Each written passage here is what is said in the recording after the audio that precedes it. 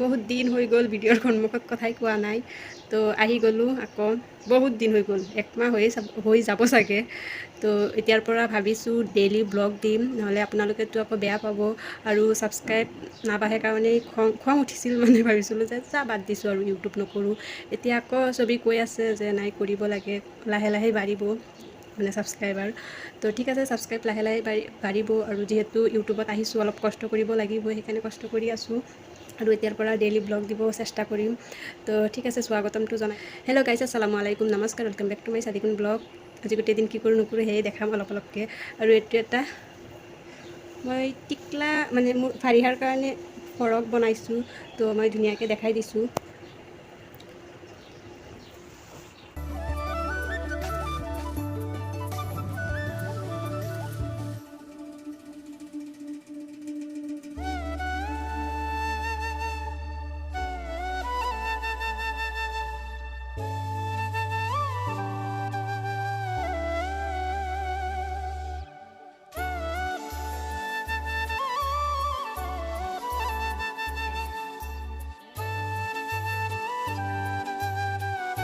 The next day.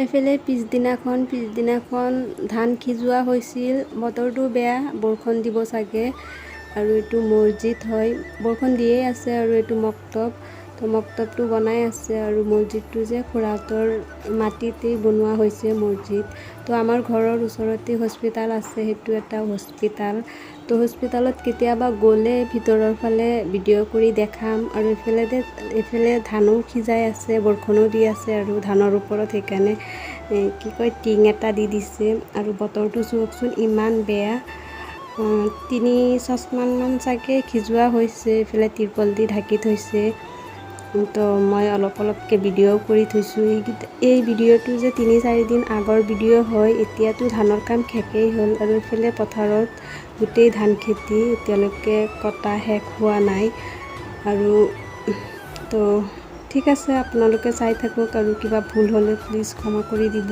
বহুত দিনৰ মূৰত কিবাকিবি ভুলো হ'ব পাৰে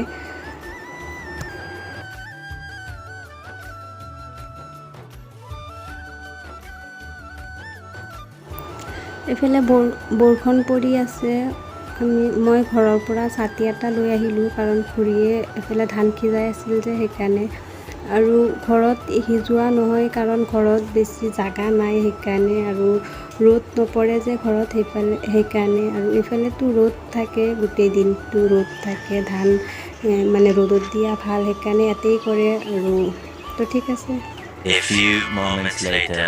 আৰু এইফালে বতাহ বৰষুণ দিছিল পিছে গছৰ আম গোটেই ভৰি পৰি গ'ল আৰু এইফালে ওপৰৰ পৰা পৰিল যে গোটেই ফাটি গ'ল আৰু ভাবিছোঁ আচাৰ দিম তো ঠিক আছে আচাৰ যদি দিওঁ ভিডিঅ'ত দেখাম আপোনালোকে চাই থাকক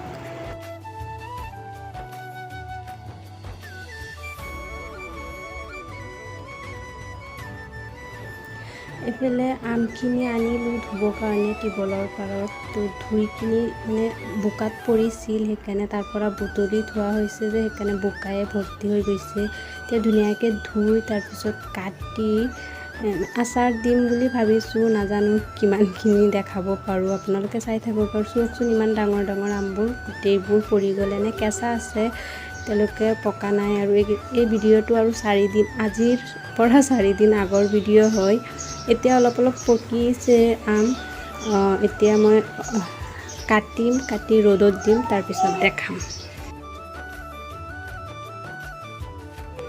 এইফালে কাটা হৈ গ'ল এতিয়া নিমখ আৰু হালধি দি ৰ'দত দি দিম তো ৰ'দত দিয়াৰ পিছত একবেলি শুকোৱাৰ পিছত তাৰপিছতহে আচাৰ বনাম তো ঠিক আছে পিছত লগ পাম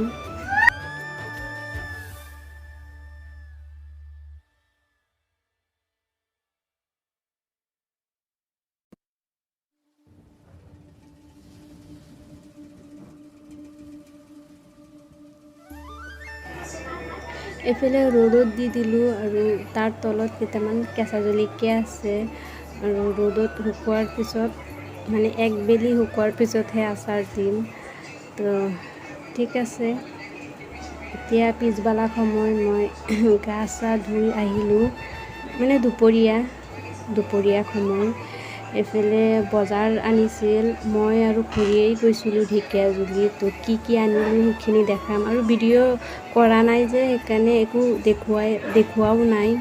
তো এতিয়া বজাৰখিনিহে দেখাম। এইফালে চাবোন অনা হৈছে, ভীম, কাঁহী বাতি ধুবলৈ কাৰণে 10টা, আৰু চুগাৰ ফ্ৰী ঘড়ীৰ কাৰণে অনা হৈছে, আৰু এইফালে আলমণ্ড, বাদাম, আৰু আদা, আৰু চাৰ্ফ এইবোৰেই অনা হৈছে, আৰু কিবাকিবি অনা হৈছে খোৱা বস্তুটো, সেইবোৰ ফ্ৰিজত থোৱা হৈছে।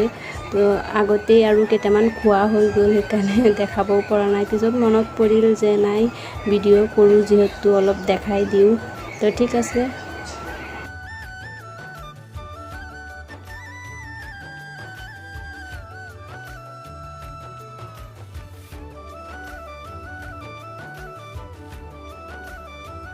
The next day. তো এইটো এটা বুৰ্কা হয়, সেইদিনাখন দেখাইছিলোঁ মিনি ব্লগ এটাত। তো ইউনিফৰ্ম হয়, মোৰ ভণ্টীয়ে বান্নাত মাদ্ৰাছাত পঢ়ে, তো তাৰ কাৰণে ইউনিফৰ্ম চিম্পুলকৈ বনোৱা হয়। পিছে মই এনেকুৱা ডিজাইন কৰি বনাই দিলোঁ। তো এই ডিজাইনটো আপোনালোকৰ কেনে লাগিছে কমেণ্টত জনাব। তো মোৰ ভাল লাগিছে, মই যিহেতু বনাইছোঁ। আৰু এনে বেলেগ কাপোৰ দি এনেকুৱা বুৰ্কা বনালে পিন্ধি ফুৰিবও যাব পাৰি। তো মই ভাবিছোঁ বেলেগ কালাৰৰ কাপোৰ আনি বনাম। আৰু এইফালে মিজবিনৰ ইউনিফৰ্ম, তো এইকেইটাও ময়েই চিলালোঁ। মিটাৰ কাপোৰ আনিছিলোঁ সেইদিনাখন ঢেকীয়াজুলি গৈ। তো এইটো এটা কুৰ্তি আৰু তলৰ পাটিয়লা পেণ্ট হয়, আৰু তাৰ পিছফালে এইফালে ফিতা দিছোঁ, ফিতাত অলপ ডিজাইন কৰি দিলোঁ। তো কেনেকুৱা হৈছে কমেণ্টত জনাব দেই। আৰু মিনি ব্লগত দিছোঁ, এনেই চিম্পুলকৈ দেখুওৱা হৈছে, ভালকৈ দেখাব পৰা নাই। তাততো অলপ 1 মিনিটৰ ভিডিঅ' দিছিলোঁ, সেইকাৰণে ইয়াত অলপ ধুনীয়াকৈ দেখাই দিছোঁ কেনেকুৱাকৈ চিলালোঁ, আৰু চিলোৱাটো কেনেকুৱা হৈছে আপোনালোকেও ভালকৈ চাই ল'ব। আৰু মই নতুনকৈ শিকিছোঁ, বেছি দিন হোৱা নাই মানে বহুত দিন হৈছে, কিন্তু এইবোৰ চিলোৱা নাছিলোঁ, অলপ শিকিছিলোঁ। পিছে এতিয়া পূৰা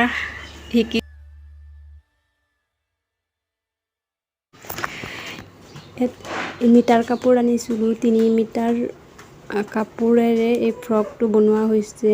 তো ভণ্টিৰ কাৰণে বনাইছোঁ। আৰু এইফালে মাজত যে ফিতা দিয়া হৈছে, আৰু হাত দীঘলকৈ বনোৱা হৈছে, আৰু কাপোৰটো ইমান ধুনীয়া ছফ্ট, মানে কোমল হয়।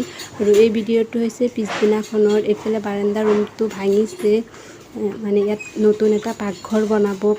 পাকঘৰ মানে প্ৰব্লেম হৈ আছে, মানে সেইকেইটা ৰুমৰ মাজত এটা পাকঘৰ যিহেতু আছে, ইয়াত ভাত তৰকাৰী বনালে, এতিয়া গৰম দিন পৰিছে, তো যিহেতু গৰম লাগে বেছি, সেইকাৰণে এইফালে ধুনীয়াকৈ এটা পাকঘৰ বনাব। আৰু কেনেকুৱাকৈ বনাই, কি মানে ডিজাইন কৰি বনাই, গাঁৱৰ পৰিৱেশ, আৰু গাঁৱৰ মানুহবোৰে যেনেকুৱা আৰু পাকঘৰ থাকে তাতকৈ অলপ বেলেগ ধৰণে বনাব বুলি ভাবিছে, কিন্তু কিমান কি কৰে নকৰে অলপকৈ মই দেখাব চেষ্টা কৰিম।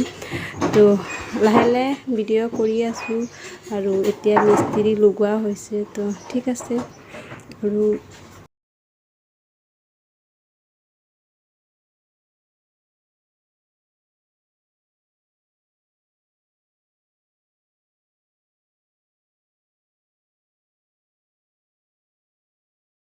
The next day.